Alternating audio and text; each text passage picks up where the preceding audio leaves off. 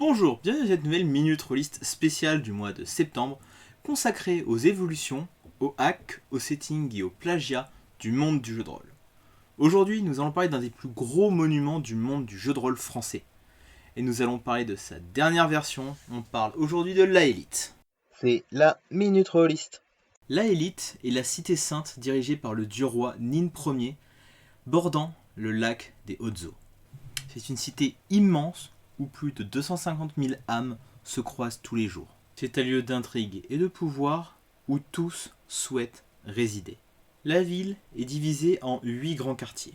La terrasse de la main qui travaille, vous pourrez retrouver les artisans les plus compétents. La terrasse de la chaussée du lac, le quartier portuaire de la ville. La terrasse de la prospérité, là où se regroupent tous les marchands les plus influents. La terrasse des nuages, là où se trouve la grande bibliothèque de l'Aélite et où se trouvent les esprits les plus brillants de ce monde. La terrasse du châtiment, l'endroit où les aventuriers ont intérêt à ne pas entrer s'ils ont envie de rester en vie. La haute terrasse, l'endroit où se trouvent les personnes les plus riches et les plus puissantes de l'Aélite. Un endroit où les aventuriers ont peu de chances de se rendre, à moins d'avoir de bonnes raisons et les bonnes autorisations. Le cloaque, un immense labyrinthe où de nombreux aventuriers sont descendus sans jamais revenir. La faille, une fracture géographique séparant l'Aélite en deux, où aucune loi s'applique. Et j'arrêterai ma présentation de l'univers ici, car il me faudrait des heures pour vous dire tout ce que vous avez besoin de savoir sur l'Aélite. Du coup, nous allons parler de la gamme. Ok, c'est parti. Et nous allons commencer par le livre de base. 550 pages détaillant l'intégralité des quartiers de l'Aélite. Chaque quartier possède son petit scénario, plus des dizaines de pistes d'aventure. Il coûte 70€, ce qui peut paraître cher, mais 550 pages, il y a du contenu. Avec ça, vous jouez littéralement pendant des années. Par contre, c'est uniquement une présentation de l'univers. Vous n'avez absolument aucune règle qui sont fournies avec. Cependant, il a été conçu pour fonctionner soit avec le système Héros et Dragons, soit avec le système Chronique oubliée. Mais ça, nous en reparlerons un peu plus tard. Il existe une deuxième version du livre de base. Cette dernière, appelée 20e anniversaire, se présente sous la forme d'une douzaine de livrets souples dans un coffret. Il existe une troisième version du livre de base, le format MOOC. Concrètement, c'est le même format que les Casus Belli. L'intégralité du contenu du livre a été remis dedans. Le problème, c'est que c'est la même mise en page. Du coup, le texte est minuscule. Donc j'espère que vous avez une bonne vue pour pouvoir le lire. Il coûte 30€ par rapport au livre de base qui en coûte 70. Donc si vous arrivez à mettre la main dessus, c'est franchement une bonne affaire. Vous n'avez aucune excuse de ne pas pouvoir jouer à l'Aélite. Sauf si vous avez une mauvaise vue. Ensuite, nous avons le livre de règles. Alors, vous faites pas avoir. C'est pas un système, c'est juste un ensemble de règles supplémentaires à ajouter soit au système Héros et Dragons, soit à Chronique oubliée, ainsi que toutes les créatures du bestiaire. Ça coûte 40€, ça fait 130 pages, et ça pique un peu. Ensuite, nous avons le recueil de scénarios écrit par Denis Beck, qui est un des plus gros contributeurs à l'univers. Vous avez 17 scénarios, 2 campagnes, tous les profils pour Héros et Dragons de toutes les créatures et les PNJ qui seront rencontrés. Pareil, ça, autant j'ai envie de dire que les règles c'est un petit peu optionnel pour 40€, autant là 40€ pour autant de scénarios et autant de contenu, ça peut vraiment valoir le coup. Ensuite nous avons l'Ultime Châtiment, une grosse campagne en 6 scénarios pour des personnages de niveau 4-5 qui devront déjouer une machination qui vise le dieu roi. Le final est vraiment excellent.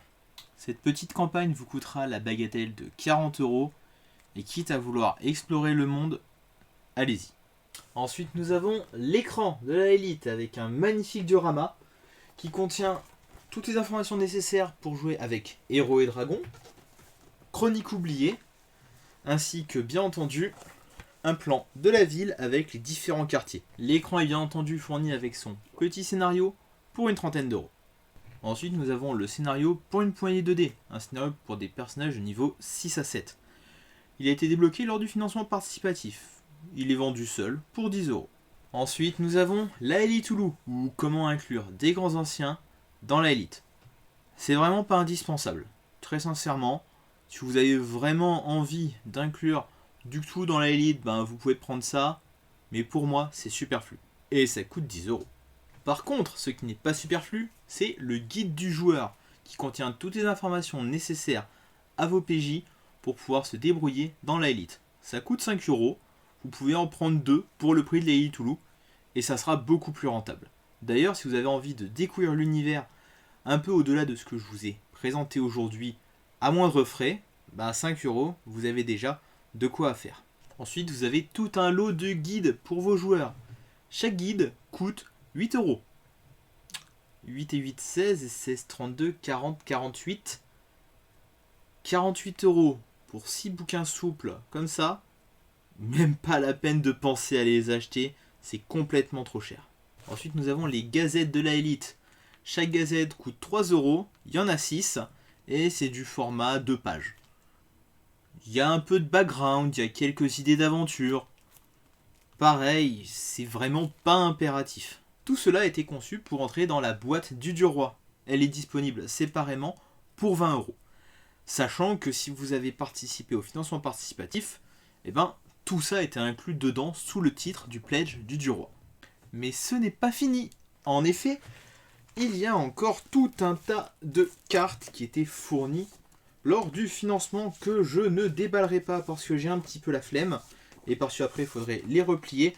Enfin bref, en plus vous aviez aussi une magnifique licence d'aventurier qui ne sert strictement à rien, mais bon, ça fait toujours plaisir de poser ça sur la table.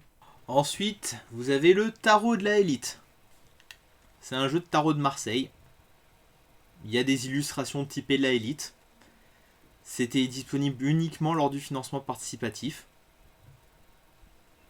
Voilà, ça fera toujours un deck de cartes de plus à ranger aux côtés de vos autres decks de cartes que vous avez débloqués lors d'autres financements participatifs qui ne vous servent pas.